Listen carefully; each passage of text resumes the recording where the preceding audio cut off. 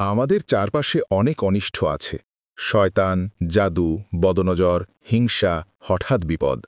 কিন্তু আল্লাহ তাআলা তার বান্দাদেরকে ৩টি শক্তিশালী আমল শিখিয়েছেন, যা করলে আল্লাহ নিজেই তার হেফাজত দিয়ে দেন।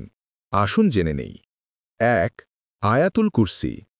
আবু হুরায়রা রাদিয়াল্লাহু আনহু থেকে বর্ণিত, তিনি বলেন, রাসূলুল্লাহ সাল্লাল্লাহু আলাইহি ওয়াসাল্লাম আমাকে রমজানের যাকাত অর্থাৎ সাদকাতুল ফিতর পাহারা দেওয়ার দায়িত্ব দিলেন। এক ব্যক্তি এসে খাবার থেকে অর্থাৎ গম, খেজুর ইত্যাদি থেকে এক মুঠো নিতে শুরু করল। আমি তাকে ধরে বললাম, আমি তোমাকে অবশ্যই রাসূলুল্লাহ সাল্লাল্লাহু আলাইহি ওয়াসাল্লামের কাছে নিয়ে যাব। সে বলল, আমি অভাবগ্রস্ত, আমার পরিবারের ভারী দায়িত্ব আছে, আমি খুবই অসহায়। আমি তার দুঃখে মায়া করে তাকে ছেড়ে দিলাম। সকালে রাসূলুল্লাহ সাল্লাল্লাহু আলাইহি ওয়াসাল্লাম আমাকে জিজ্ঞেস করলেন, এ আবু হুরাইরা, তোমার বন্দির কি হলো গতরাতে? আমি বললাম, হে আল্লাহ রাসূল সাল্লাল্লাহু আলাইহি ওয়াসাল্লাম, সে অভিযোগ করল যে সে অভাবগ্রস্ত, পরিবার ভারী, তাই আমি দয়া করে তাকে ছেড়ে দিয়েছি। রাসূলুল্লাহ সাল্লাল্লাহু আলাইহি ওয়াসাল্লাম বললেন, জেনে রেখো, সে তোমাকে মিথ্যা বলেছে, তবে সে আবার আসবে। আমি বুঝলাম সে অবশ্যই আসবে। পরের রাতেও সে আবার এলো এবং খাবার থেকে নিতে শুরু করল।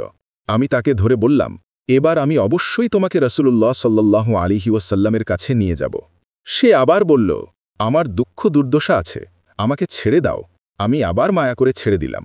সকালে নবী সাল্লাল্লাহু আলাইহি ওয়াসাল্লাম আবার জিজ্ঞেস করলেন, তোমার বন্দির কি হলো কত রাতে?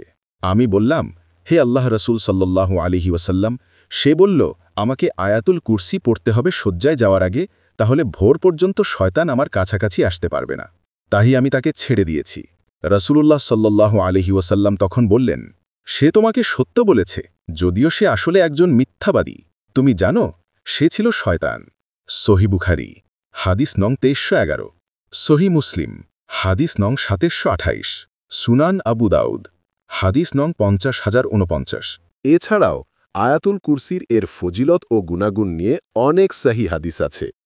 রাসূলুল্লাহ সাল্লাল্লাহু আলাইহি ওয়াসাল্লাম উবাই ইবন কাবকে জিজ্ঞেস করলেন, আল্লাহর কিতাবে কোন আয়াত সবচেয়ে মহৎ?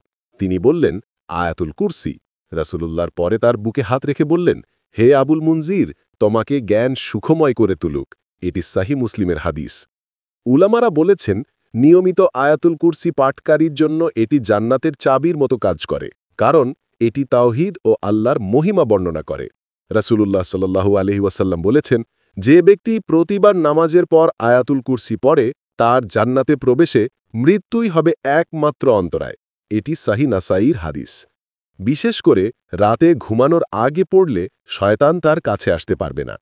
সালাফে সালেহিন থেকে বর্ণিত আছে, যে ঘরে আয়াতুল কুরসি পড়া হয় সেই ঘর থেকে শয়তান দূরে থাকে এবং সেখানে শান্তি নাজিল হয়। উলামারা বলেছেন, নিয়মিত আয়াতুল কুরসি পাঠকারীর জন্য এটি জান্নাতের চাবির মতো কাজ করে, কারণ এটি তাওহীদ ও আল্লাহর মহিমা বর্ণনা করে। তাই ভাই, আয়াতুল কুরসি শুধু শয়তান ও অনিষ্ট থেকে রক্ষা নয়, বরং ঈমানকে শক্তিশালী করা, আল্লাহর মহিমা উপলব্ধি করা এবং জান্নাতের দ্বার খুলে দেওয়ারও মাধ্যম। ২. সূরা ইখলাস, ফালাক, নাস।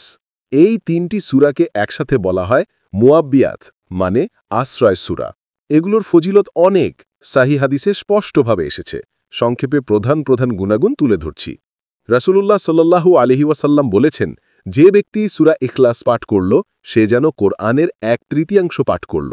সহিহ বুখারী এবং সহিহ মুসলিম।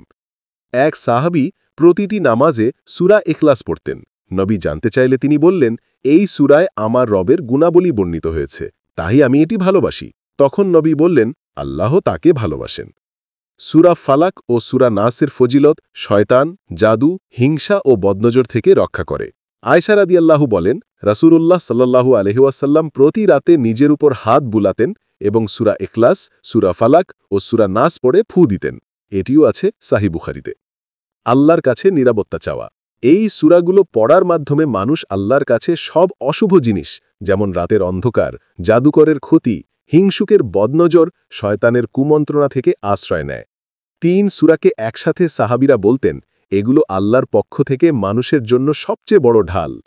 রাসূলুল্লাহ সাল্লাল্লাহু আলাইহি ওয়াসাল্লাম ভ্রমণ, অসুস্থতা, দুঃসময়ে এগুলো বেশি পড়তেন। সকাল বিকাল ৩ বার করে পড়তে উৎসাহ দিয়েছেন। সূরা ইখলাস আল্লাহর একত্বের ঘোষণা, ঈমান শক্তিশালী করা। সূরা ফালাক বাইরের অনিষ্ট থেকে রক্ষা। সূরা নাস ভেতরের অনিষ্ট, শয়তানের কুমন্ত্রণা থেকে রক্ষা। 3 এই দোয়াটি أعوذ بكلمات الله التامات من شر ما خلق অর্থ আমি আল্লাহর পূর্ণাঙ্গ কালিমার আশ্রয় চাই তিনি যা সৃষ্টি করেছেন তার অনিষ্ট থেকে। রাসূলুল্লাহ সাল্লাল্লাহু আলাইহি ওয়াসাল্লাম বলেছেন যে এই দোয়া সকাল বিকাল 3 বার পড়বে আল্লাহ তাকে সব অনিষ্ট থেকে রক্ষা করবেন। এটি প্রমাণিত মুসলিম শরীফে। ভাই ও বোনেরা, যদি আমরা এই 3টি আমল নিয়মিত করি তাহলে ইনশাআল্লাহ শয়তান, জাদু, বদনজর থেকে মুক্তি পাব, সব ধরনের ক্ষতি থেকে হেফাজত পাব, আর আল্লাহর রহমত ও বরকত আমাদের জীবনে নেমে আসবে। আল্লাহ আমাদের সবাইকে এই আমলগুলো করার তৌফিক দিন। আমিন।